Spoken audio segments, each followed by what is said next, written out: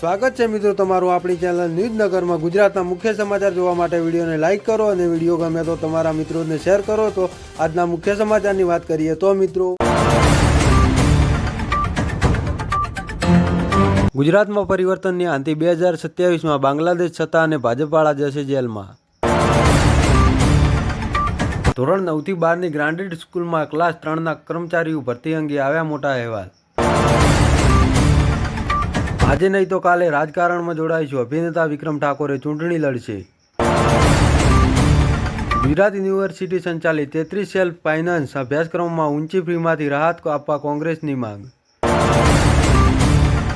હવે QR code scan કરો અને ઓળખો દવા અસલી છે કે નકલી। કેન્દ્ર સરકારે શરૂ કરી સુવિધા। ગુજરાતમાં વાઘનો વિચરણ વિસ્તાર વધ્યો। વડોદરા વન વિભાગે પુરાવા મળ્યા। અમદાવાદના SG હાઈવે પર ટ્રિપલ અકસ્માત, એકનું મોત। જામનગર રહેણાંકમાં મકાન પર પોલીસના દરોડા। 110 નંગ બિયરના ટીંગ પકડાયા, આરોપી ફરાર। ટેરિફ ગેમમાં ફસાયેલા રહ્યા ટ્રમ્પ, ભારતે કરી નાખ્યો ખેલ, થવા જઈ રહી છે મોટી ડીલ।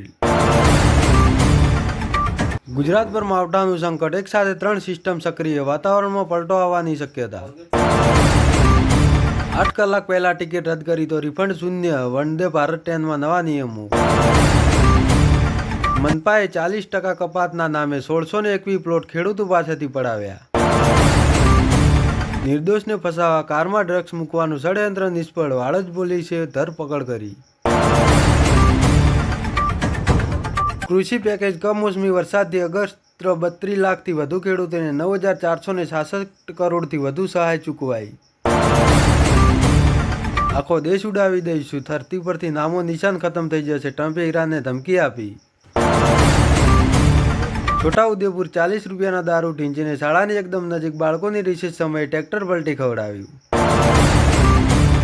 ગુજરાતના જાણીતા ઉદ્યોગપતિ લવજી બાદશાહની 60 લાખની લક્ઝરી કાર બળીને ખાખ। પંચાયતોની પડતર મિલકત બનશે આવકનું નવું સાધન, સરકારની મોટી તૈયારી। રાજકોટમાં 7 વર્ષની માસૂમ સાથેની હેવાનિયત સામે પોલીસ અને જજ બન્યા સુપર હીરો। ધમકી આપી મહિલા પોલીસ કોન્સ્ટેબલ સાથે ખેલ્યો ગંદો ખેલ। અરવલ્લી ભિલોડા ઈડર હાઈવે પર ટ્રક નદીમાં ખાબકી, ટ્રક ચાલકનું ઘટના સ્થળે થયું મોત। ગુજરાતમાં PM કિસાન યોજનાનો લાભ લેવા ફાર્મર ID બનાવવું થઈ ગયું ફરજિયાત। 21 કરોડની પાણીની ટાંકી તૂટી પડતા CM ફરી ભડક્યા। બાંગ્લાદેશમાં હિન્દુઓ પર હિંસાના વધતા કેસની વચ્ચે ભારતનો વધુ એક મોટો નિર્ણય। બગદાણા વિવાદ અંગે મોટા સમાચાર, જયરાજ આહિરને સાંજે 5 કલાકે હાજર થવા ફરમાન। ગુજરાતના ઇતિહાસમાં પહેલીવાર સુરતમાં ઝડપાઈ 5.85 કરોડનું કોબરા સાપનું ઝેર। સરકારી ફોરેસ્ટ પાસે દેશી દારૂની ફેક્ટરી ઝડપાઈ, 2 બુટલેગરો જેલ ભેગા।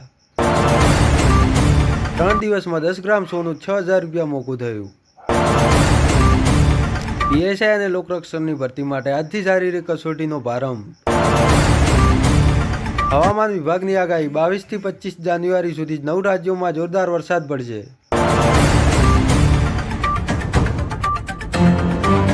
તો આ હતા દેશ દુનિયા અને ગુજરાતને લગતા તમામ મોટા સમાચાર। તો દરરોજના સમાચાર જોવા માટે ચેનલ લાઇક, શેર અને સબસ્ક્રાઈબ કરવાનું ના ભૂલતા।